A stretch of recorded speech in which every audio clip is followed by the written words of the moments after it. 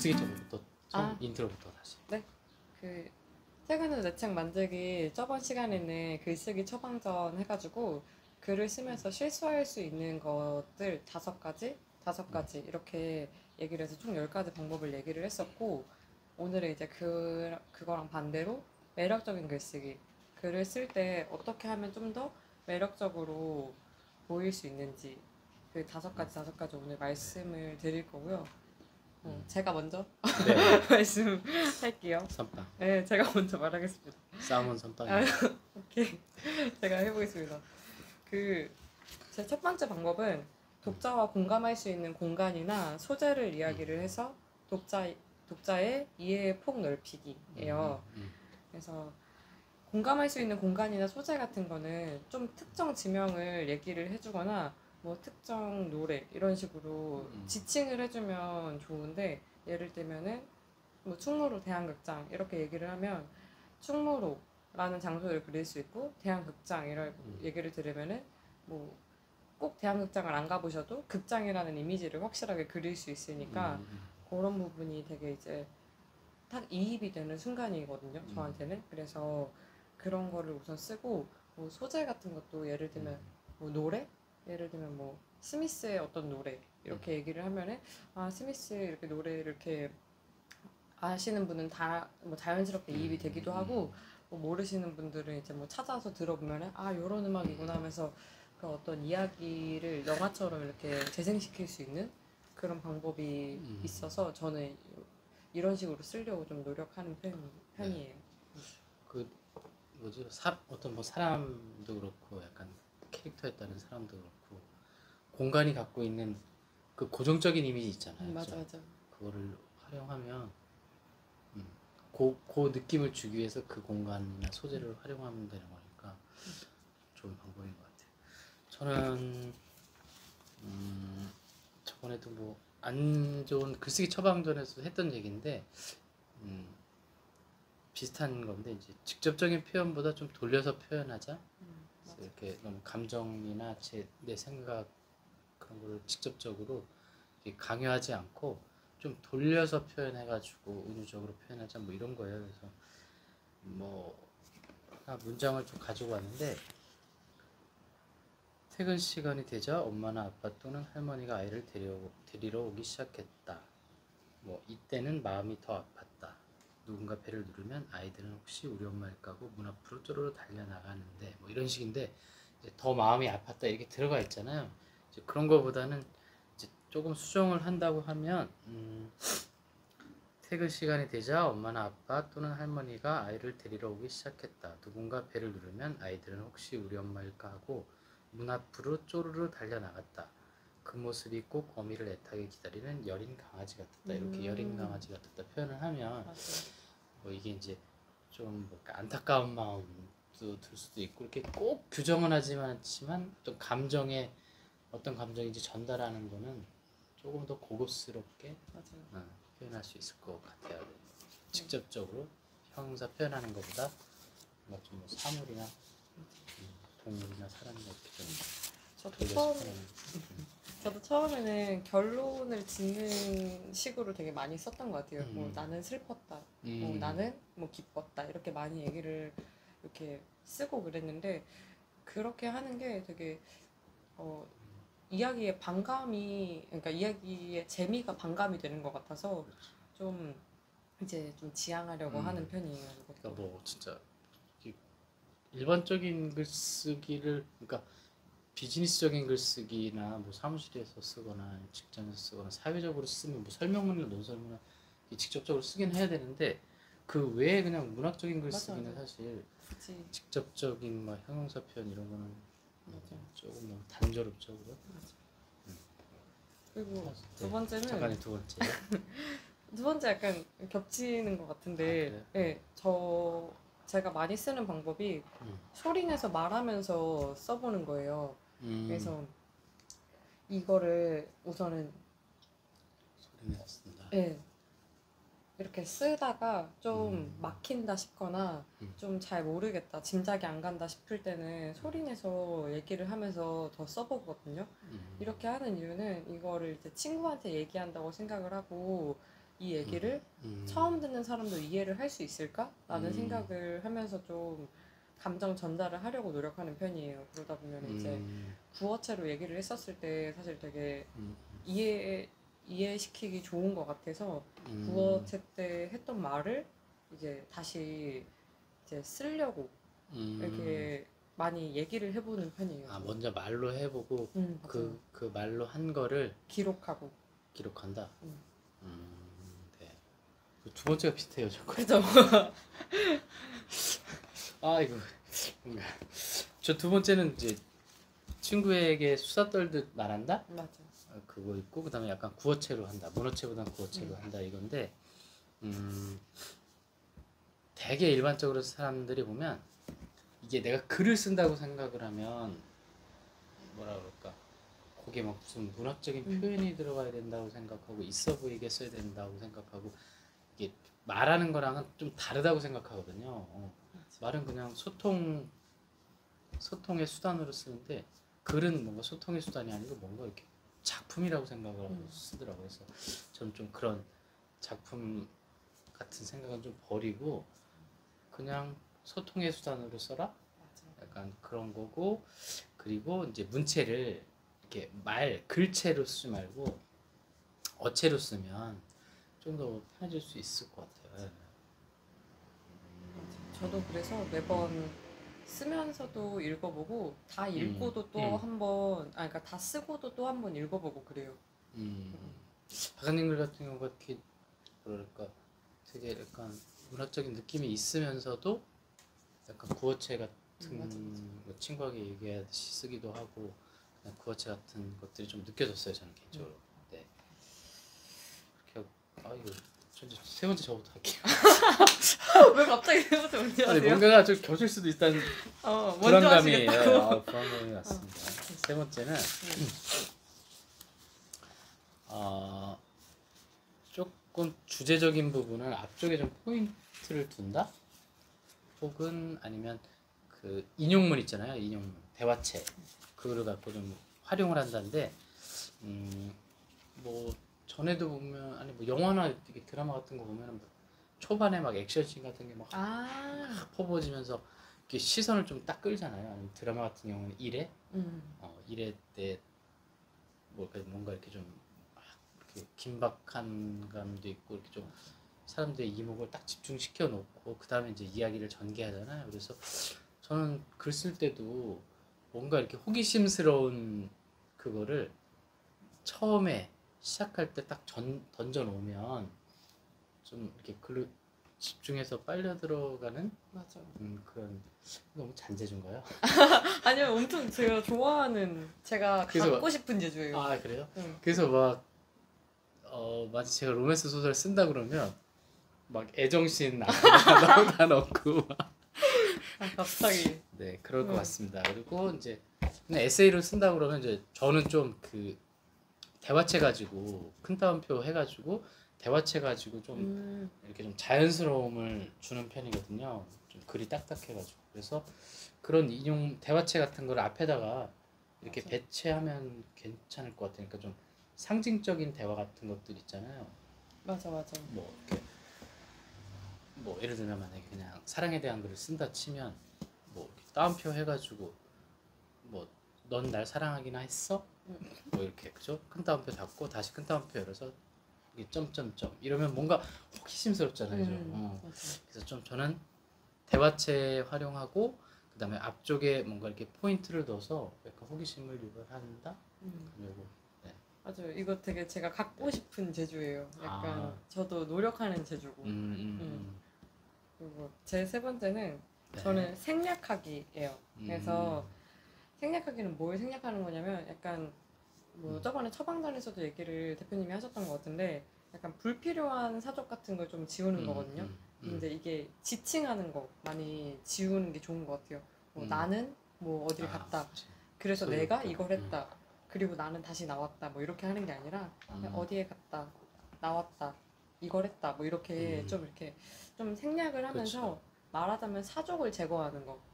이게 되게 매력적인 글쓰기로 될 수 있는 게 이 사족을 지움으로써 좀 그 이야기에 텐션감이 생기는 것 같아요. 지루하지 계속 루즈하게 이렇게 가는 거 말고 좀 이렇게 그러니까 탄탄하게. 되게 특히 여행 에세이 그런 거 저는 많이 봤어요. 그 여행이라 자기가 겪어서 어. 구구절절 쓰게 되는 것 같아요. 그러니까 네, 뭐 가방을 쌌다, 가방에 뭘 했다, 버스를 탔다, 공항에 갔다, 비행기를 탔다 이런데 사실 그냥 짐을 꾸려 뭐 공항으로 가는 길이었다. 뭐 하늘에 구름이 어떻고 이렇게 했는데 뭐가 이제 정작 진짜 떠나는 마음이 들었다. 이 정도면 될 걸. 맞아. 그죠? 그 본인 시간별로. 경험이라 더 많이 얘기하게 되는 것 같아요.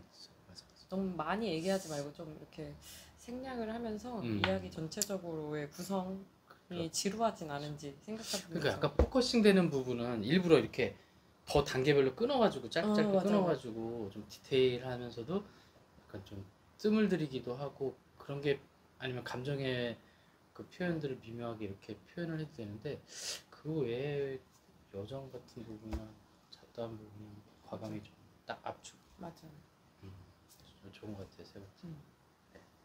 네 번째. 네 번째. 뭐 이게 앞에서 그 얘기했던 거 보면 이렇게 직접적인 감정 표현보다 돌려서 얘기하자고 그랬잖아요. 근데 그런 거랑 비슷하기도 하고 이제 상원 작가님이 얘기했던 어떤 장소를 끄집어 와서 그 장소나 장소에 따른 장소가 가지고 있는 그 느낌을 공유하는 거잖아요. 맞아요. 그런 것처럼 좀 비슷한데 이건 좀 굳이 공감하지 않아도 될 수 있는 부분이긴 해요.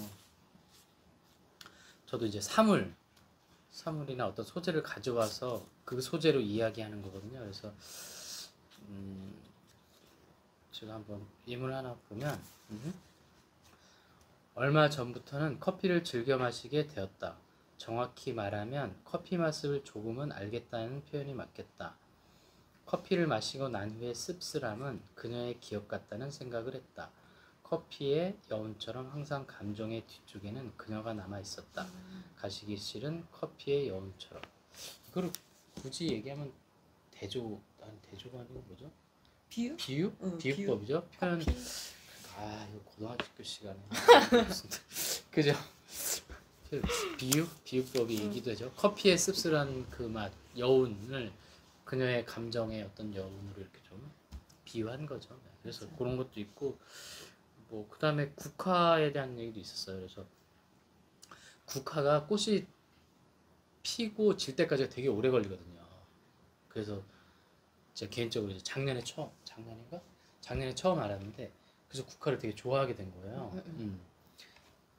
얘가 진짜 이렇게 봉우리가 맺히고 피는데 진짜 한 달도 더 걸리더라. 다 피는데. 와. 근데 지는데도 또 되게 오래 걸려. 진짜요? 그리고 막 눈이 와서도 지고. 그래서 그거를 이제 좀 비유를 해서 그녀랑 뭔가 그녀가 내 마음을 받아주기까지가 또 국화처럼 오래 걸리기도 하고. 로맨틱해요. 그리고 그 사랑이 또 지기까지가 오래 걸리는 게 마치 국화 같잖아요. 국화고. 그래서 그렇게 비유한 글이 하나 있었거든요. 그래서 이렇게 좀 사물에 비유한다. 맞아. 네. 제 네 번째. 제 네 번째도 약간 이런 약간 고등학교 시간처럼 이렇게 방법이긴 한데 저는 대조법이랑 수미상관. 대조.